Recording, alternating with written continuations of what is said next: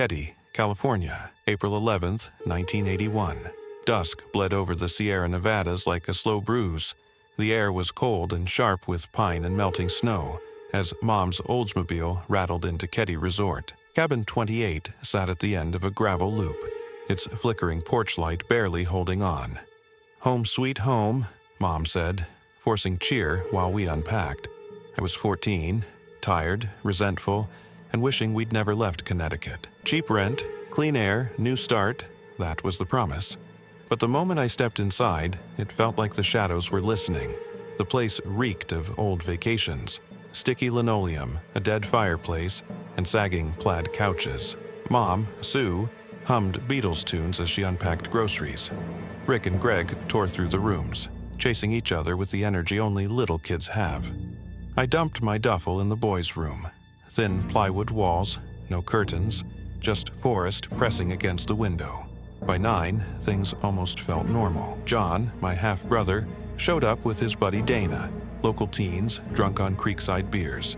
They joked around, raided the fridge, and charmed Mom with their grins. Tina, my 12-year-old sister, stayed quiet, glancing at the dark window like it held secrets.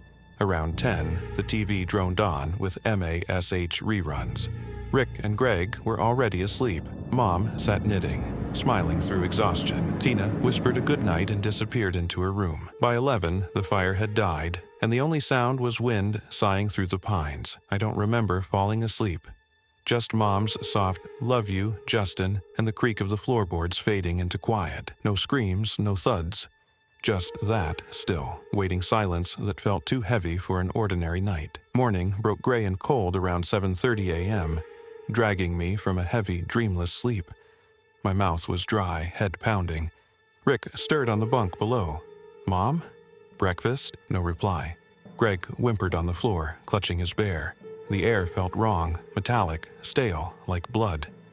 I stepped into the living room, and there they were. Mom lay by the front door, wrists bound with lamp cord, eyes frozen wide, blood pooled beneath her, soaking the carpet. John was beside her, skull crushed, a hammer glinting nearby.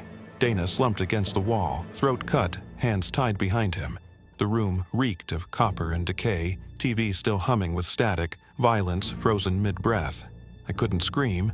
Rick peeked past me, whispering, "Mommy!" Greg wailed from the bedroom. Tina's room was empty, bed untouched, toys scattered. The killers had come silent, precise. No forced entry, no struggle. Old Man Meeks from Cabin 27 heard the cries and burst in, face pale. "Jesus God!" he gasped, calling the sheriff. By noon, troopers filled the cabin, cameras flashing, boots slick with blood. The coroner's steady hands zipped the bodies away. John's skull shattered, Dana nearly decapitated, Mom stabbed and bound, premeditated, personal. But Tina was gone. Her room was torn apart, drawers yanked, mattress flipped, but no blood, no struggle. "Abducted," Detective Raudebush told me, cigarette in hand, notebook stained with coffee rings. I sat on the porch steps, blanket around my shoulders.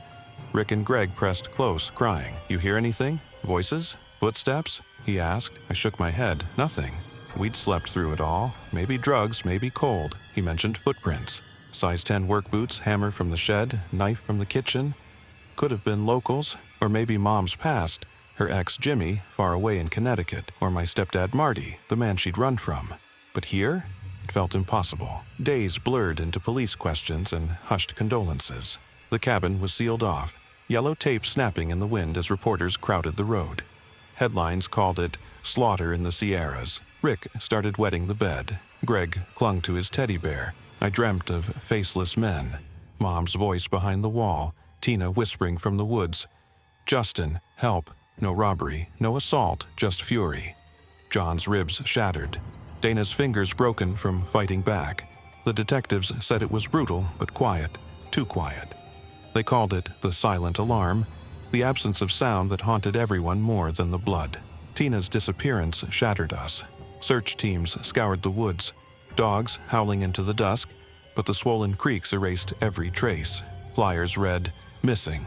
Tina Sharp, 12, brown hair, blue eyes." Rumors spread, trafficking, cults, or worse. Mom's funeral blurred by, 3 coffins, one empty for John. Jimmy came home vowing revenge, but every lead died out. Marty Smart? He'd threatened Mom before, but his alibi stuck. Locals whispered theories, drifters, cannibals, cultists, but nothing fit. Years passed. We scattered. Me to foster care, my brothers to relatives. Then, in '84, the call came, Bones, near Feather Falls. Tina, strangled, dumped, forgotten. I broke down in a rain-soaked phone booth, screaming into the void. DNA was useless then. Evidence lost to time. Decades later, 2018, Detective Bill Gamberg emailed, "New leads, Justin. We met in a diner. He slid photos across the table. 2 men, hooded. Marty Smart and his drifter friend, Bo Bubaid." Marty confessed, Gamberg said, quietly. He told a counselor he killed Sue and Tina, with Bo's help. Then Gamberg showed me Marty's letter. "I've paid the price of solitude, but the bodies remain." DNA sealed it, or almost. Partial profiles from the tape bindings, the hammer, matched an unknown male, not Marty or Bo, but linked to a bloody crime scene in Connecticut, Marty's old stomping grounds. Family connection, Gamberg speculated. A third man, the silent killer, directing from the shadows. Marty was in Keddie weeks before, fighting over child support.